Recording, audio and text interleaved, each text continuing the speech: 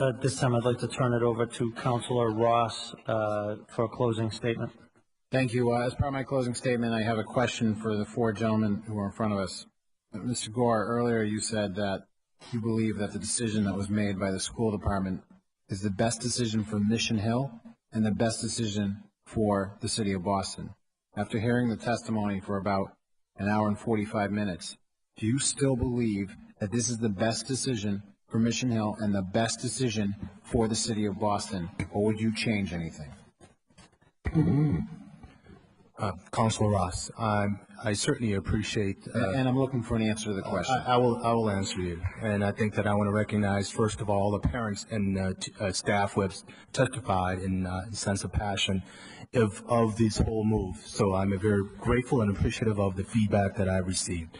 All that being said, Councilor Ross, I think that our job is to look at this issue in a global, citywide perspective, how it will benefit the city as a whole. So no. So I believe that I am in my position, if you're asking me today, that I think is good for the city as a whole in terms of overall proposal that we have made. Now, that there are some additional issues that we certainly should talk about. I think what I've heard, also there are some issues about perhaps Agassiz that people don't understand what we have done in terms of work of Agassiz, or there are issues about natural lights regarding Agassiz that we can certainly work with the staff as well as the leadership in the building about how we can transition in terms of that particular space. So other than changing a couple of windows and making change in the Agassiz, do you have any change in your position from when you first walked into this hearing?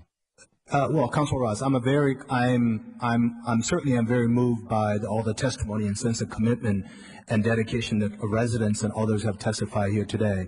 But also, you got to remember, and as you have heard from Just looking to see if you've changed your position. Yeah, as you have heard from last two speakers, it is, you may recall, it is a former citywide school. So to the degree, no, I have not changed my position as of right now. Mr. DePina, have you changed your position from when you first walked into the school? I'm not looking for spin or I'm not looking for opinion. I just want to know if you've changed your position.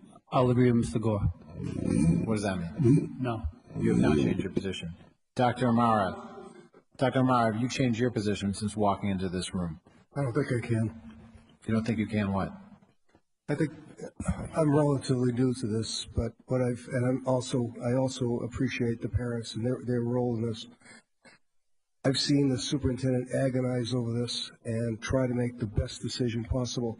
She's looking at this, and I think as Mr. Gore said, she's looking at this thing globally. She does not. Believe me, she is agonizing over this. I can't imagine a person that is attempting to do the best for every student in the city, and that's my opinion. Jerry Brell, do you have a different position from when you first walked into this room? I do not. Okay.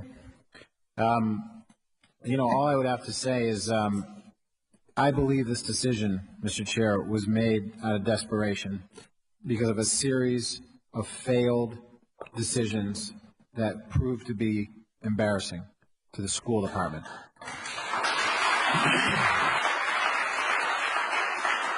I believe that when the music stopped, it landed on Mission Hill getting injured and being required to carry the burden of those failed decisions. I first learned about this on October 24th. You cannot tell me that any serious decision or planning went into these sets of decisions whatsoever.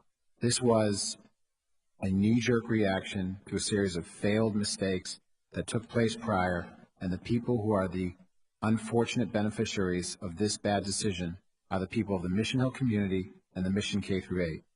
And the school department should be ashamed of themselves.